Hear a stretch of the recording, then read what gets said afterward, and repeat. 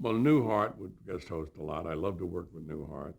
Rickles would do it. Rickles would be a disaster. He'd be so nervous and worried, but he would be great. David Brenner was wonderful. David Brenner got his own talk show out of guest hosting there. Um, Gary Shandling was great as a guest host. He was once considered to be the heir apparent, and he didn't want it. He didn't want that job, but he could have had the Leno job early on. Joan Rivers was a great guest host, and all kinds of people. I worked that show with guest hosts running from Orson Welles to Kermit the Frog. Like you can't go.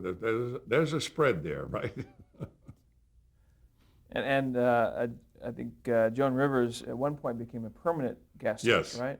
She would have been the heir apparent. She could have been the heir apparent. And then she got her show on Fox, and that kind of watered that down. So it was not as viable a situation as it was before she did that. When she did that, around that time, was there at that point discussion about someone succeeding? Well, there was always that thought, that he would always renew. For a while, he would renew for 3 years. There was always the thought that at the end of the 3 years that he would walk away. There was always that thought, and that was a big moment when that came up.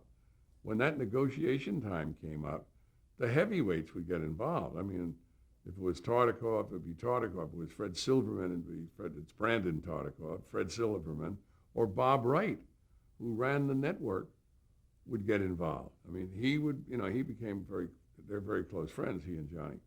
But they'd get involved. This was a big moneymaker. This made an awful lot of money, this show, for NBC, and they didn't want anything to happen to it. So there was a lot of worry when the 3 years were running out that he had signed, or when he signed for 2 years, or eventually he was signing for 1 year.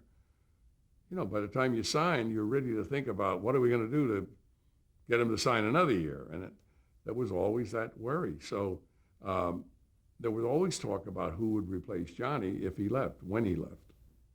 And David Letterman sat in that chair a bunch of times. Yes. Letterman was there a lot. Leno was there a lot. I think they both coveted that chair. They wanted to do that. Letterman is a big, big fan of Johnny's, and they're neighbors. Letterman has a house on the West Coast right near where Johnny's permanent home is, and they see each other, in that vein. So that gave him a little favoritism with Johnny.